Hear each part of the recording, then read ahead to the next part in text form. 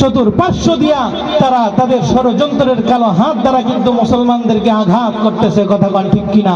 তবে আমি বলতে চাই, যতদিন পর্যন্ত বাংলার পূর্ব দিগন্তে সূর্যোদয় হবে, ততদিন পর্যন্ত বাংলার পশ্চিম দিগন্তে সূর্য অস্ত যাবে, ততদিন পর্যন্ত বাংলার জমিনে ইসলাম থাকবে, মুসলমান থাকবে, কওমিয়া মাদ্রাসা থাকবে, মসজিদ থাকবে।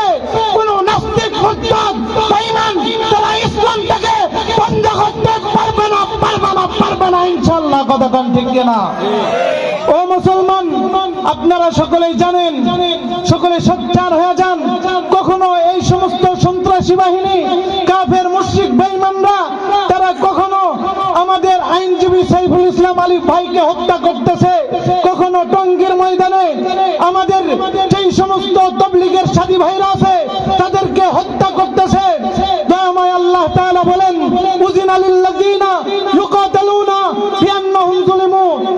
হে দুনিয়ার মানুষ, তোমাদেরকে আমি আল্লাহ তাআলা বলে দিলাম, তোমরা তোমাদের প্রতিরক্ষার্থে তোমরা লাঠির বদলে তোমরা প্রত্যেকেই তরবারি ব্যবহার করবে, কারণ তরবারি যখন কাফের মুশরিকরা দেখবে তখন তারা পালাতে বাধ্য হবে, কথা বল ঠিক কিনা?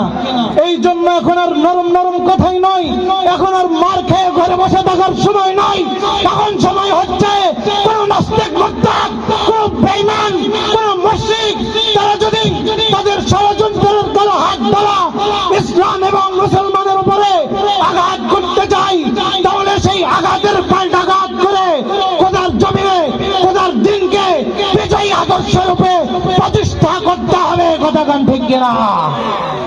ও মুসলমান, তোমরা সকলেই যদি সাহাবায়ে কেরামের পদাঙ্ক অনুসরণ করে তাদের উপরে চাপিয়ে পড়ো, তোমরা যদি ঈমানের বলে বলিয়ান হয়ে তাদেরকে শায়েস্তা করবার জন্য তোমরা যদি সমস্ত ভেদাভেদ ভুলে গিয়ে তোমরা যদি হাতে হাত দিয়ে ময়দানে নেমে যাও সন্ত্রাসী কর্মকাণ্ড দূর করবার জন্য, তাহলে মনে রাখো, বাংলার জমিনে এই টেকনাফ থেকে তেঁতুলিয়া পর্যন্ত, রূপসা থেকে পাতুলিয়া পর্যন্ত যত ইহুদি খ্রিস্টানদের এজেন্ডা বাস্তবায়নকারী আছে, যত ভারতের এজেন্ডা বাস্তবায়নকারী আছে, যত আমেরিকার এজেন্ডা বাস্তবায়নকারী আছে, যত স্বৈরাচারের দোসর আছে, তারা বাংলার জমিন থেকে লেজ গুটিয়ে পালাতে বাধ্য হবে, কথা বল ঠিক কিনা?